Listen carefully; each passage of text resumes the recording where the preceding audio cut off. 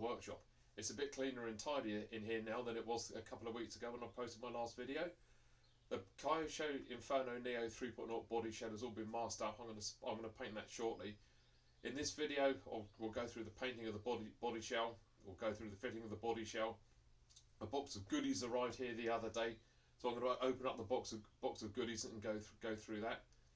Also, some of the early race dates for the season are now being released. I think there's meetings booked for April and May at least here in Southeast England. So I'll talk through a bit of the calendar on that. A new air filter arrived for the car, so I'll talk through the building and fitting of the air filter, get the air filter fitted, and hopefully I'll start the car up and let it run with the new shell to make sure that everything's running okay. The last time we ran the car was on the 3rd of January. It's been mothballed ever since. I've just got it down and it's all ready to go. All the batteries and the starting gears charged up. Anyway, without further ado, let's go next door where it's a little bit warmer, and we'll talk through the masking up of the shell. So it's taken me about half an hour to go around and mask all of this up. I've done it in a different part of the workshop, an area that's in the warm. You can just about see where the red and white stripes are going to be. The main part at the back that's got all the masking tape on it will eventually be blue.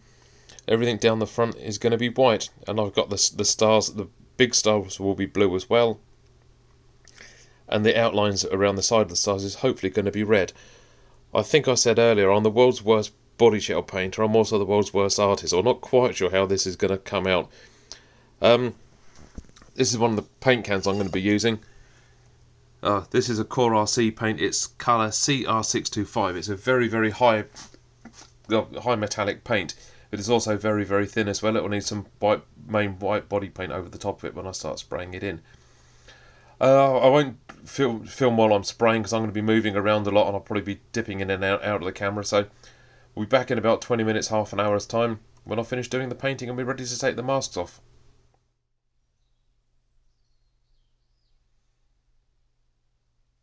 That's got the shell masked up. I'm not going to go through. I'm not going to do a video of me painting it. I'm not the world's best body shell painter. There are professionals that can do that. I just want to get it done quickly, and so it looks as good as possible.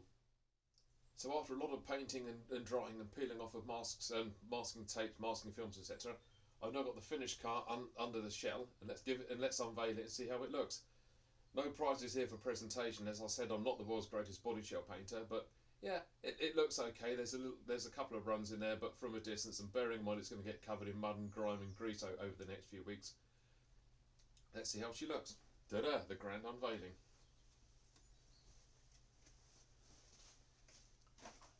I've tried to give it a NASCAR style look. I'm a big fan of NASCAR stock car racing, so it's got the big Texas stars on it. Yeah, I said earlier on in the video, some goodies had arrived in the workshop the other day. Let's go through and let's open the goodie box and see what was in there. So as I said earlier on in the video, I've literally just had a box of goodies arrive this morning. Ordered it yesterday from Model Sport, and it's here at 10:30 this morning. Got some interesting bits and bobs in here. First thing that's come in is a clutch puller.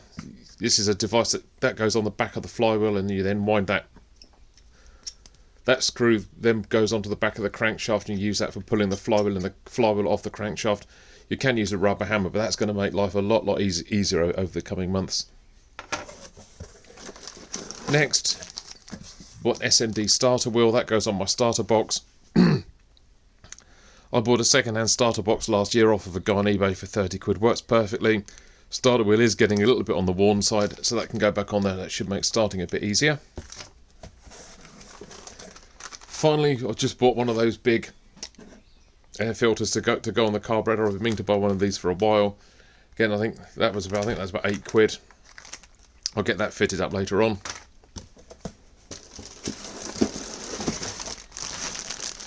Shock oil bag. All of my shock oils can go in there over the coming days. There's should be some rubber straps in there to stop everything rattling around in the box. So yeah, so I can keep all of my stuff in there. If any of the bottles do leak, it's not going to go all over the toolbox. Also got piston locking tool. That screws in where the globe plug goes if I'm going to change the engine or if I'm going to change the clutch or remove the flywheel. That locks the piston up and stops the engine from turning over. Again, you can wedgy lump of soft metal in the carburetor intake. Not really recommended. That little soft bit on the end will protect the piston while it's in the lock position. Again, that was under a tenner. That will be an absolute godsend when it comes to putting new clutches on later on in the year. Also bought 2 sets of spiral tyres. These are ideally used when you're running on wet or damp AstroTurf. Really weird, like spiral pattern on them there. That'll be when I'm racing at Ada when the track's damp. Ideal early morning tyre. Bought a couple of those front and rear, and they are in the silver compound, and silver is one of the softer compounds that will give loads of grip on wet and damp AstroTurf. Probably won't last too long, but hey, everybody else is going to be using them as well. And that's about it really in today's delivery. I'll get the air filter built up and glued up, and I'll mount that on the car, and I'll talk you through how I do that. Go through some other bits and pieces as well. Had some paint delivered. This is a Hobbynox range of paints. You can use that with an airbrush. I like it using a mixture of airbrush and aerosol cans. Can't quite get that in focus. That's a bluey colour. And we've got like this undercoat, which gives all the different paint layers, like a metallic finish. Those are reasonably cheap to buy. If you're going to use a more expensive option, you can buy these special Lexan Paints, which is a very small can. These aren't cheap at all. These are about £7 a pop. The idea of that is when the paint sets and it hits the body shell, it will allow a little bit of flexibility. If you use ordinary car paint, then it will start breaking off, and I've learned that to my cost in the past.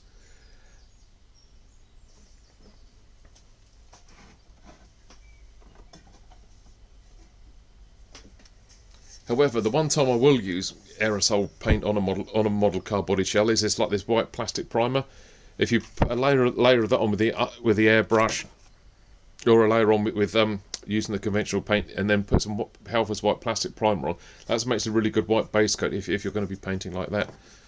Finally, this is my airbrush. I think this is about £15 at a model show many years ago. That's probably one of the cheapest airbrushes you can get. It's powered by air that you can buy in cans like that. I've adapted that one so I can run it off of my compressor, so I don't have to keep forking it on air. Again, you tilt the airbrush forwards. I usually sprayed about 25 psi on that, and you can use that for painting your body shells with. Let's get this lot packed away, and then I'll start building the air filter up. One of the things in the goodie box was a new air filter. I'm just going to bring the camera down, and I'll talk you through how I'm going to build the air filter up.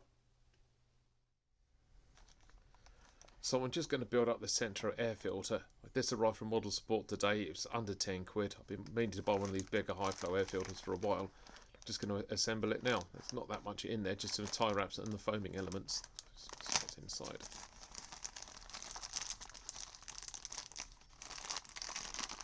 Does not want to come to bits.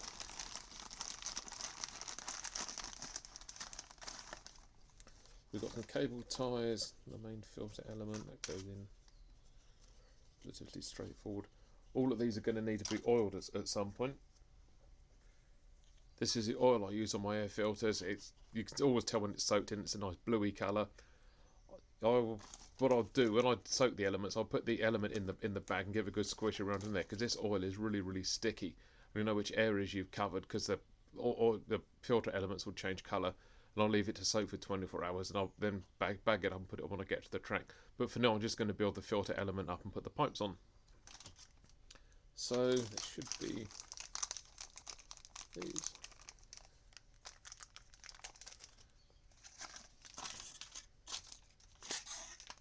What I'm going to do to give it a perfect seal, I'm going to put some cyano glue around there. So here's some super glue.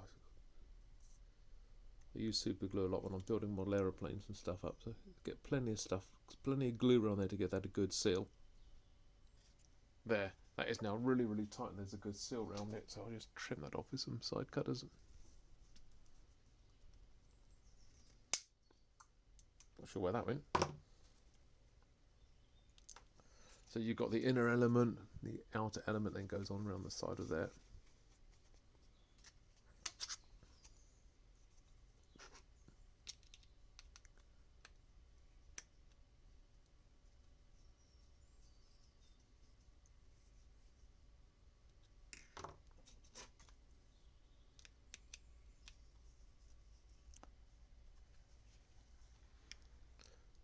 So there's two countersunk bolts I'm just going to tighten up now. Got on there nicely.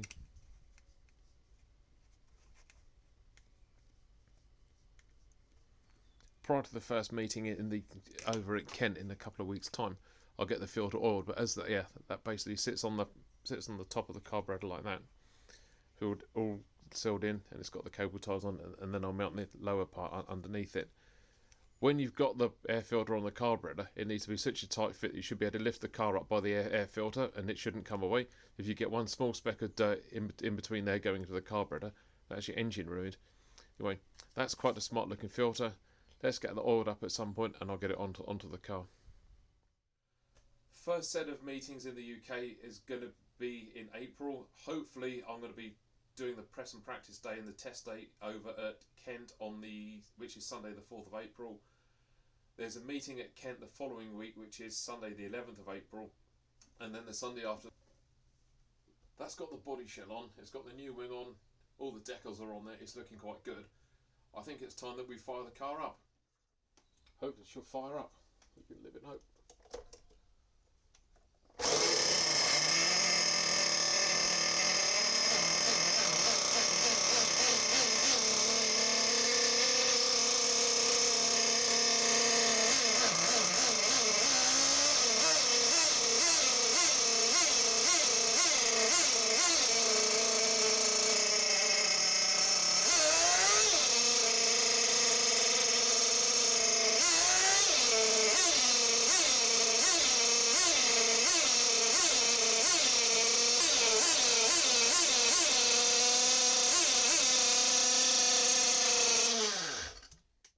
Just about wraps up this video. Hope you've enjoyed watching it. Hopefully see you trackside in April. I might do another video between now and the practice day on the 4th. Maybe not. See how things are going. In the meantime, have fun, enjoy your RC modelling, and we'll see you soon. Bye bye for now.